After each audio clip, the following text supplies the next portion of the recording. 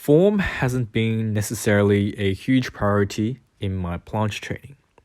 I always just make sure that I have myself in a nice position, sufficient leaning, and all I do is accumulate confidence, time, and just general progressive overload with the planche or the halfway specifically. So when I look back at my recordings and I saw my attempt at the halfway with no bands at all, my hips were excessively elevated. I had none of the cues of a straight back or like anything parallel to the ground. Everything was all over the place, and the integrity of my form was extremely questionable. At that point, I realized, oh man, like whether it's this session in particular or the angles in which I've been recording my holds, it's gotten pretty bad, and I decided that from that point on, I'm not gonna try or even attempt like the no band or no assistance of the band holds, and I'm just gonna be working with making sure that my form is not undeniably perfect, but at least sufficient or adequate for what we may call like a genuinely acceptable halfway. And I guess I can extrapolate this to the pull-up as well.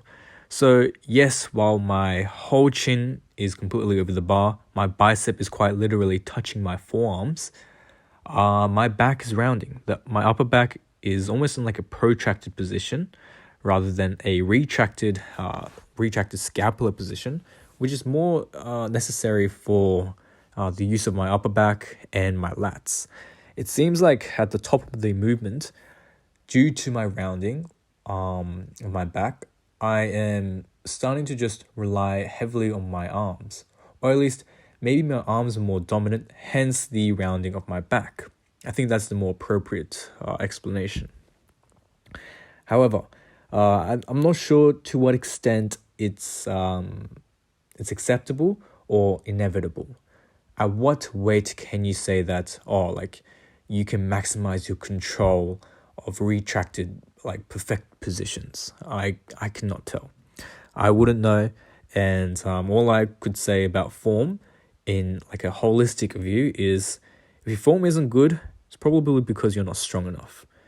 If you are strong enough and your form is still pretty poor, then just reevaluate it and get some time and, build patience with the movement. I guess when it comes to Olympic lifts or barbell movements, then you may say that you may have the raw strength to do the movements, but not the technique.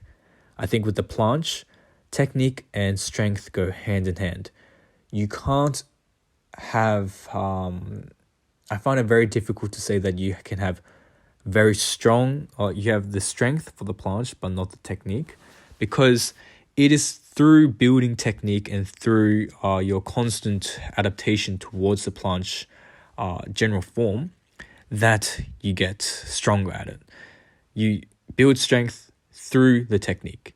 And the latter, or the opposite of having good technique but poor form, I can't understand either, because for you to have good form, you need sufficient strength in order to have that certain form. So that's basically it, and I'll finish it off here.